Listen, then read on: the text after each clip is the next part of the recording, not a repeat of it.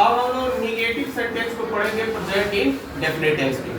तो सबसे पहले इसका जो बनाने का नियम क्या होता है, कैसे इसको बनाया जाता है, उसका स्ट्रक्चर सबसे पहले लिख दिया है, उसको समझ लिया जाए कि कैसे एक एक करके उसको समझा जाता है, तब उसको आगे देखा जाएगा। तो सबसे पहले इसका जो स्ट्रक्चर होता है, सब्जेक्ट प्लस डू या does plus not plus given plus object और प्लस आरएस। ठीक है।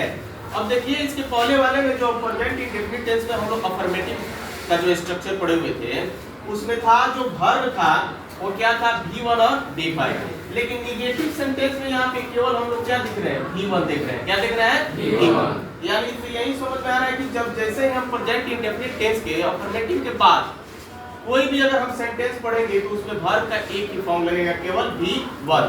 और यहाँ पे जो ये डू और डज लिखा गया है, वो जो डू यहाँ पे वो V1 को दिखा रहा है और डज आपको किसको दिखा रहा है, V5 को।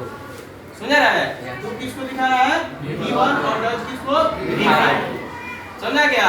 तो जिस प्रकार हम लोग अफर्मेटिव सेंटेंस में पढ़े हुए थे कि V1 और V5 का यूजेज कैसे होता है, यानी किसके साथ V1 और किसके साथ हम क्या V5 का प्रयोग करते हैं। ठीक है, तो उसको देखा जाएगा। जो हमको याद है कि मैं बताया था तुम लोग को, बताया था ना कि थर्ड पर्सन के सिंगुलर नंबर के साथ, किसके, थर्ड पर्सन के सिंगुलर नंबर के साथ हम किसका प्रयोग करेंगे, V5 और बाकी सभी के साथ हम किसका प्रयोग करेंगे, V1 का। ऐसा बताया गया था ना, याद है ना। तो जिस प्रकार हम लोग ये प्रेजेंट इंडेफिनिट टेंस के अफर्मेटिव स्ट्रक्चर में पढ़ते थे कि वर्ब का जो है V1 और V5 यानी थर्ड पर्सन के सिंगुलर नंबर के साथ V5 का प्रयोग किया जाता, ठीक उसी प्रकार हम लोग निगेटिव सेंटेंस में क्या डज का प्रयोग करेंगे। किससे करेंगे, डज। यानी जो यहाँ पे डज नॉट लिखा जाएगा, डजंट जो लिखा जाएगा, वो किसके साथ प्रयोग किया जाएगा, थर्ड पर्सन के सिंगुलर नंबर के साथ। और डू नॉट का प्रयोग किसके साथ, थर्ड पर्सन के सिंगुलर नंबर के अलावा। समझा गया।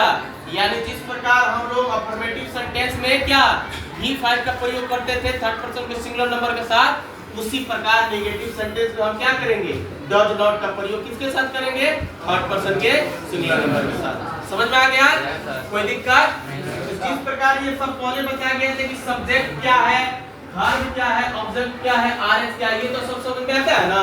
इसमें तो किसी को कोई दिक्कत की दिक्कत समझ में आ रहा है ना बढ़िया से। अब देखिए इसको एक वाक्य के माध्यम से समझाया जाए तो बढ़िया से पूरा समझ में आ जाएगा। देखिए अब यहाँ पे उदाहरण में दे रहा हूँ कि मैं प्रतिदिन अंग्रेजी नहीं क्या पढ़ाता हूँ। मैं प्रतिदिन अंग्रेजी नहीं पढ़ाता हूँ।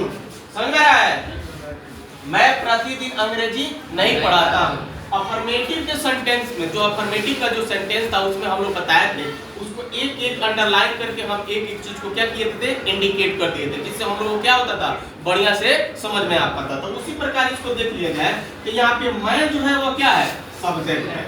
मैं क्या है, सब्जेक्ट। और ये प्रतिदिन क्या है, रेस्ट ऑफ सेंटेंस। ये अंग्रेजी क्या है, ऑब्जेक्ट। और ये नहीं क्या है, निगेटिव वर्ड। समझ में आ रहा है। ये क्या है आपका, वर्ब। क्या है, वर्ब। कोई दिक्कत। अब इसको नंबरिंग कर दिया जाए, नहीं काउंटिंग के अनुरूप। तो ये क्या हो जाएगा आपका, 1 हो जाएगा ना। ये हो जाएगा आपका क्या, 2। ये क्या हो जाएगा, 3। ये क्या हो जाएगा, 4। और ये क्या हो जाएगा, 5। काउंटिंग तो आपको आता होगा कि नहीं आता है। कैसे पढ़ा जाता है, 1 5 4 3 2 3, ऐसे नहीं ना पढ़ा जाता है। कैसे पढ़ा जाता है, 1 2 3 4 5। तो 1 पर क्या लिखा है, मैं। तो मैं का अंग्रेजी क्या होता है, आई। क्या होता है, आई। ये रूल में बताया गया था कि केवल थर्ड पर्सन के सिंगुलर नंबर के साथ किसका प्रयोग किया जाएगा, किसका, किसका, डज नॉट का। तो ये आई जो है ये तो थर्ड पर्सन का सिंगुलर नंबर नहीं है, उसके अलावा है। तो जब उसके अलावा है तो हम क्या करेंगे, डू नॉट का प्रयोग करेंगे। क्या करेंगे, डू नॉट। समझा गया।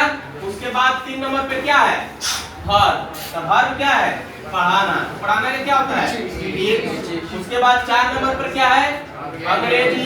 क्या हो जाएगा, इंग्लिश। उसके बाद 5 नंबर पर क्या है, क्या है, प्रतिदिन। तो प्रतिदिन का क्या हो जाएगा, क्या हो जाएगा, तो ये आपका सेंटेंस इस स्ट्रक्चर के अनुरूप यहाँ पे क्या कर दिया गया, बनाया गया। समझ में आया? कोई दिक्कत नहीं सर।